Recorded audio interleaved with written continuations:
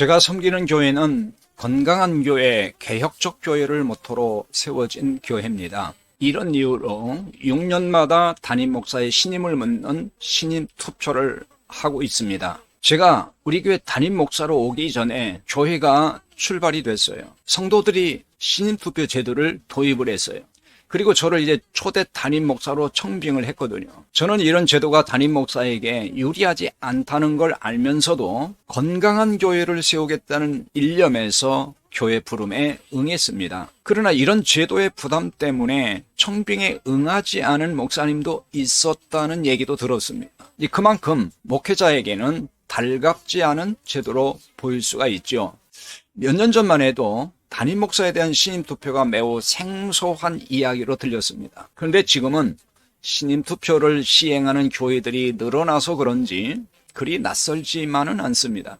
그런데 담임 목사 신임 투표를 도입하는 교회들이 점점 더 증가할 것으로 전망이 되어 이게 한편 우려스럽습니다. 왜냐면요, 이런 제도의 도입이 목회자에 대한 불신에서 출발했기 때문인 거죠.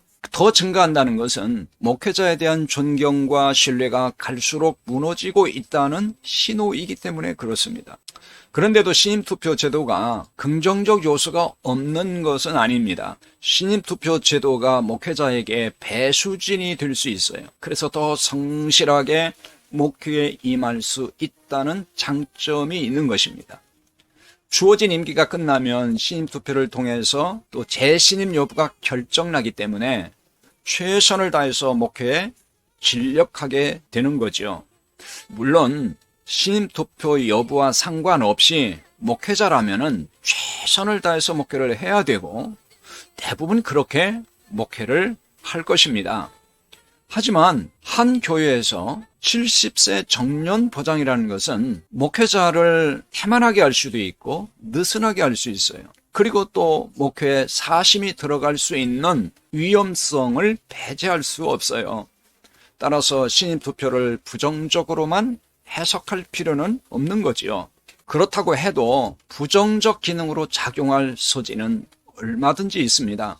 신임투표 제도는 좋은 취지에서 도입을 했을지라도 악용할 수가 있다는 거예요. 이를테면 담임 목사가 지탄받을 비윤리성이나 불법성이 있는 것도 아니에요. 정상적인 목회를 하고 있어요. 정상적 설교를 하고 있어요. 그런데 교인 중에서 담임 목사에게 사사로운 악감정을 품을 수 있는 상황이 생길 수 있거든요. 그것이 오해해서 올 수도 있을 거고 혹은 담임 목사의 작은 실수나 허물에서 촉발될 수도 있어요. 이것이 치명적 문제가 아니고 그저 사소한 것임에도 불구하고 심소봉대하는 일이 생길 수 있고 그래서 신임투표를 무기로 해서 담임 목사를 압박하거나 배척하는 경우가 생긴다는 것입니다. 이럴 경우에는 찬성파와 반대파로 교인들이 분열이 돼요. 그래서 교회 갈등을 초래하게 된다는 것입니다. 신임투표를 악용하면 교인이 갑이 되고 담임 목사가 을이 될 수도 있습니다.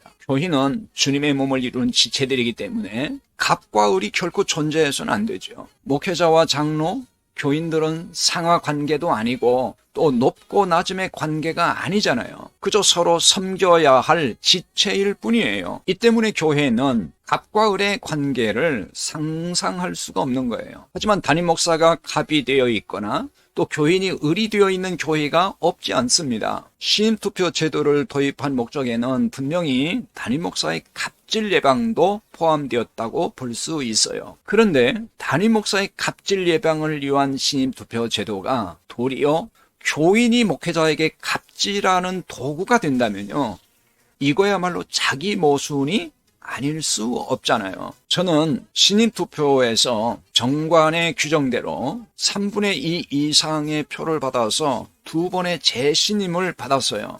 하지만 두 번째 신임투표에서는 정말 안타깝게도 신임에 반대하는 교인들 일부가 교회를 떠나는 사태가 발생을 했어요. 이런 경험은 저에게 수십 년 목회에서 초유의 일이라 한동안 몸살이 날 정도로 힘들고 마음이 아팠습니다. 교회가 후유증을 겪으면서 일부 교인들은 신임투표의 무용론을 제기하기도 했습니다. 신임투표로 인한 부작용이 크다는 것을 발견한 거죠. 신임투표 제도가 긍정적 요소가 있다고 해도 부작용은 또 없어지지 않을 것입니다. 문제는 제도에 있지 않아요. 아무리 좋은 제도가 있다 해도 그게 악용이 되면 문제가 되거든요. 목회자와 교인들 모두가 참된 주님의 제자로 성숙하지 않는 한 기발한 제도를 도입한들 무슨 해법이 되겠습니까?